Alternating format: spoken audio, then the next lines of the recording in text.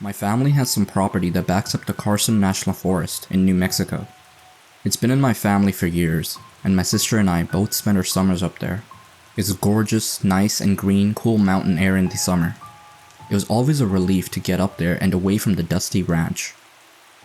This happened when I was in college, and my younger sister was still in high school. My dad was still at home having to work and would come up every few weeks to spend time with us. We were up there with our mom, and she mainly spent time in town or around the property painting. We spent our time on the jeep trails or hiking and sleeping. It was late June, maybe early July, I think, and we had decided we were going to hike up to Lost Lake. It's one of my favorite lakes up there because if you look at it from a certain angle, it looks like a heart. We set off in the morning and were prepared. We both had a small pack, our water, some snacks, and we both had a small hammock we planned to set up once we got to the lake, so we could just enjoy the area for a while. I will admit to being an outdoors type, and I swear when it's quiet enough, you can hear the trees talk. We also both always carried a knife when we hiked. My dad always insisted we have something, just in case an accident happened, or we just needed it. The hike was going good, since the summer cabin is pretty far up the valley. We just set out on foot to the trailhead. To get to Lost Lake, you take another trail that goes up to Middle Fork Lake. Then you break off that trail for Lost Lake. We ran into a few other hikers, but they were going to Middle Fork Lake, and we were pleased because it looked like we could possibly have Lost Lake all to ourselves. It's a pretty good hike, with some long switchbacks at the end, but totally worth it, because the lake is just beautiful, and a very pretty emerald green in color. We got there and saw that we did have the lake to ourselves. We hiked around the lake and decided to hike back a bit to find a good spot to set up our hammocks. We walked into the tree line, and the first thing my sister said was, "Do you smell that?" And yes, I did. It was a dead animal with a strong scent of blood. We had both done lots of hunting and knew that smell, and that's when I saw it. It was a deer carcass, but what was around it was what disgusted me.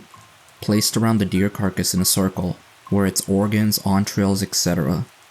But it wasn't like it was being cleaned. It's like they were placed in a certain arrangement with little piles of rock in between everything. Now I know how some people get disgusting with their kills, and I've had some guys try to gross me out, but I don't fall for crap like that. But this made me uneasy. It wasn't just being cleaned. It was like it was set up in a certain meaning. I stepped back from this weird circle, and then my sister started to say my name, but stopped. Because then we see the guy who had done this. And he looks like he just climbed out from inside the deer, because he's covered in blood and doesn't have much clothing on. But honestly, I didn't try to check him out much. He was standing back, away from his gruesome little circle, just standing close to a group of trees that were pretty close together. He was maybe 20 feet from us. I think he was maybe trying to hide. Not sure, but my dad had always taught us that if we ever found ourselves in a situation where we didn't feel in control, to do everything in our power to take back control of the situation. Do something that is going to take the other person by surprise. Don't do what they expect you to do. So this was raging through my brain, and I could also tell my sister was about to freak out. So I stepped up and said, "Hey, pretty good kill you got there. Did you use a bow?" The guy just stood there, his eyes all crazy wide, like he was stoked out of his brain on planet Pluto. So I'm thinking, great, we ran into a guy getting his hunt on, and he had lost it and was getting blood crazy with his deer. He was staring me down, and I was staring right back, and my sister was getting ready to run. I still don't know what came over me, but then I put my hand on my knife that I kept on my waist just to show him that I wasn't completely helpless. I don't know why I did it, but something told me to let him know that I wasn't going to back down or be afraid. I kept eye contact with him, and I would guess he was maybe in his early 30s, but I'm bad at guessing people's ages. He was pretty dirty though. You could tell that even with all the blood he had everywhere. I started to back off, and my sister had moved behind me, so I spoke again and said, "So you have a great hunting day." Again, the crazy guy didn't say a thing. Just stood there like he was a statue, or like he thought I couldn't see him if he didn't move or make any sound. We moved back to the lakeside again and booked it around the lake. My sister stayed up front and she was shaking pretty bad. I was mainly pissed off at first, because if he wanted to get all crazy in the woods with his deer, then he should have gone further back into the forest. We got back to the trailhead and stopped to get our bearings and looked at each other. I was scanning the forest line to make sure we weren't being followed, and my sister was just in shock. We started down the trail pretty fast, and I was hoping I could keep my sister together until we could at least reach the Middle Fork Lake Trail, or that we would even run into some more hikers. But the odds weren't good on this particular trail, because you have to get an early start on the Lost Lake Trail, and by now it was already late afternoon. We were having a good time and hadn't discussed what we saw, just started hiking back down. I started to get that feeling when you just know you aren't alone. I kept checking, but I didn't see anything, or even hear anything at first. My sister refused to look back, and just kept going, but I felt that I had to keep checking to make sure the idiot wasn't following us.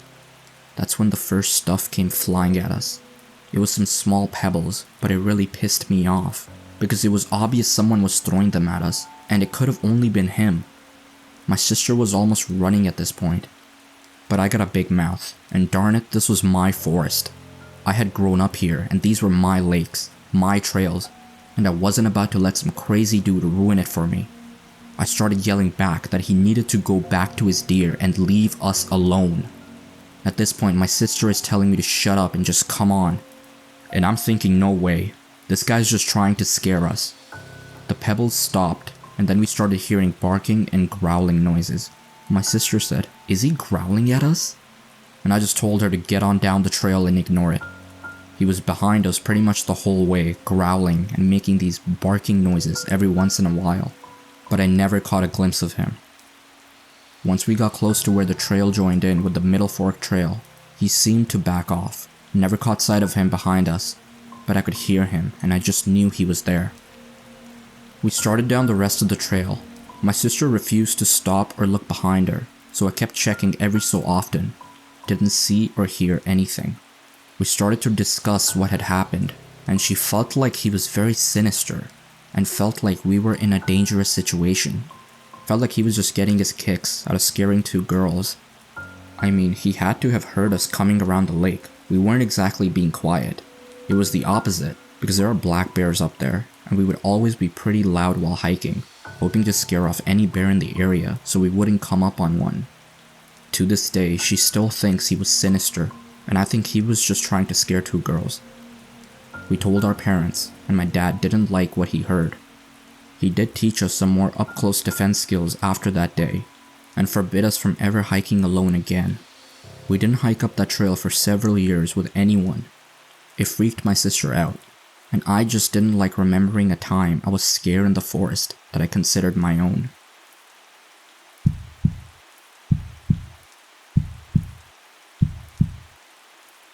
A few months back, my girlfriend and I were bored hanging around the house, and spontaneously decided to go out for a hike. We don't go hiking often, but the idea appealed to both of us. And even though there was only an hour left of light, we figured we had enough time to go enjoy a hike before it got too dark. We quickly filled up our water bottles and put on the best walking shoes we had and were out the door, driving up to the mountains. Around my area there are many hiking trails, with variety of trails increasing as you go up into the mountains. We tended to stay around the base of the mountains, in the occasional case of us hiking, where most people would still be walking, but we wanted to change things up a bit, and progressed further up the mountain road to a trail a friend of mine had mentioned. We kept in mind our time and figured we could hike for a bit and simply enjoy the new environment for us, and finish up before it was too late. We arrived at the trailhead, and saw that there were no cars left along the road where the trail commences, but didn't think much of it due to the time. We still had a good 45 minutes until dark, so we continued on. We started walking down a fairly steep hill that recoups the elevation at the bottom with an equally steep hill that you have to ascend. We reached the top, and then it's smooth sailing from there. We see a lone coyote off the trail a ways off, and some rabbits. And I made a quip about how those rabbits might need to be careful with that coyote lurking around. She playfully hit me for that one. Approximately less than a mile into the trail, we saw a large fallen tree that made a bridge over a dried riverbed and decided to take a rest. We were there for about 10 minutes, and then continued hiking. We continue on the trail for a short distance until she hears a rustle in the trees behind us. We stop, mildly spooked due to the assumed size of whatever made that rustling.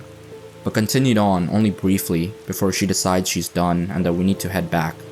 It's twilight now, so I agree with her and we turn around to head back to the car. When we made it back to the fallen tree, my shoe had come untied, so I used the trunk to fix my laces and looked behind us for the first time on the hike. I see a person dressed entirely in black with their hood on that was a significant distance behind us, walking at a slow, even pace. It wasn't something out of the ordinary. So what if they're wearing black with their hood on? I wear black most of the time and it's cold out. I shouldn't make presumptions. However, this does trigger me to be more alert, and I inform my girlfriend of this person's presence. It's now dusk. We continue on at an intentionally faster pace and go through a winding section of the trail, and I lose sight of the person. When we come around the final bend of the section, I figure they're far behind us and that there's nothing to worry about. Sooner than later, the person is behind us again, but much closer, probably 50 feet in comparison to 100 feet before, and we had increased our speed, so this alarmed us. We briskly walked around another bend, and as soon as we come around it, we book it. It seemed to be a natural reaction on both our parts, as we just started running without a word. We're nearing the trailhead now with only the hills to deal with. We catch our breaths for a moment, and I turn around again. I see the person seemingly halt a sprint upon noticing me looking back, as if they were trying to uphold the illusion of simply walking. At this point I shout, "Go!" and we sprint down the hill. What little light was left struggled to make its way through the dense trees surrounding us, and the steep hill proved challenging to run down without a clear path to be seen. We both stumbled down the hill, almost falling multiple times and slamming our feet onto rocks and loose brush, but we didn't fall and we didn't look behind us. We made it to the bottom, but must continue up the initial hill, and then we will have made it out. We climb up the incline and make it back to our car. I briefly breathe in relief as I start my car, heart pounding and adrenaline racing. As I reverse onto the road, the person emerges at the trailhead, apparently breathing heavily. We finally get a glimpse of him. His hood had fallen off his head, exposing his pale complexion and dead eyes that were only illuminated by a single lantern at the end of the trail. He was holding something in his hand, but it was too dark to see, and I was not interested in sticking around to make out the object. I shift into drive and accelerate as fast as my car could muster, leaving him behind in the empty road.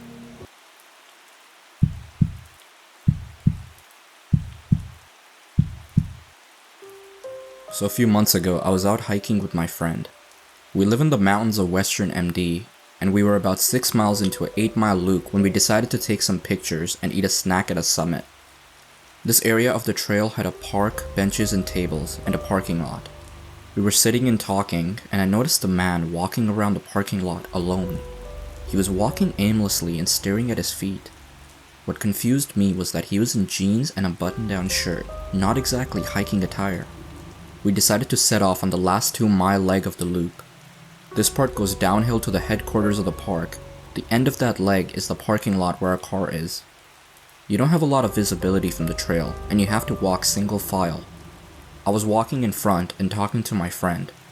I turned to look at her, and I saw the same man right behind her, following at a rudely close distance. I immediately got a gut-wrenching feeling. I noticed that he didn't have any pack or hiking gear, and was not even wearing boots. Something about his eyes really spooked me. So a bit more walking, and he continues to fall very close. I say to my friend that I have to tie my shoe, as a reason to step off the trail and let him pass us, in case he's only following closely because he wants to go faster than we are. She immediately catches on to what I'm doing, and we pull over. He looks startled, and she says hello politely. He just stares. This is when I notice that he's carrying a stick. As I'm fiddling with my shoe, she stands between us and he passes us. We wait to give him some distance ahead of us, but he immediately slows down. We wait for a bit longer, and he gets to the furthest part of the trail that has sightlines to us, and he turns around, looking up at us.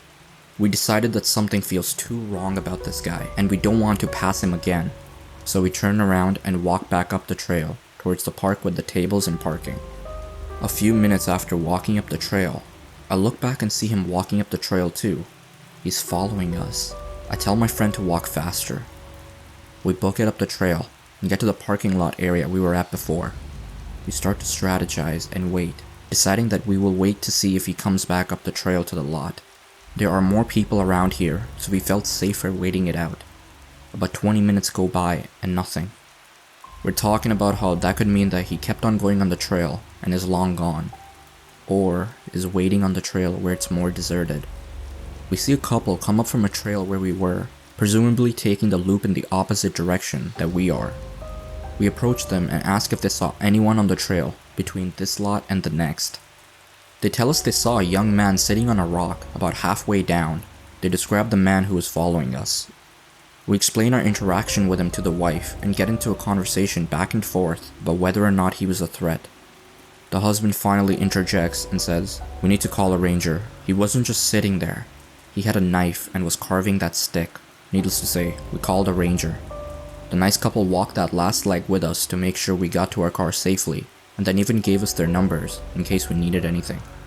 The rangers then walked the trail, but there was no sight of him. I wish I knew where he went and what happened to him, but I'm glad to know that my instincts are legitimate.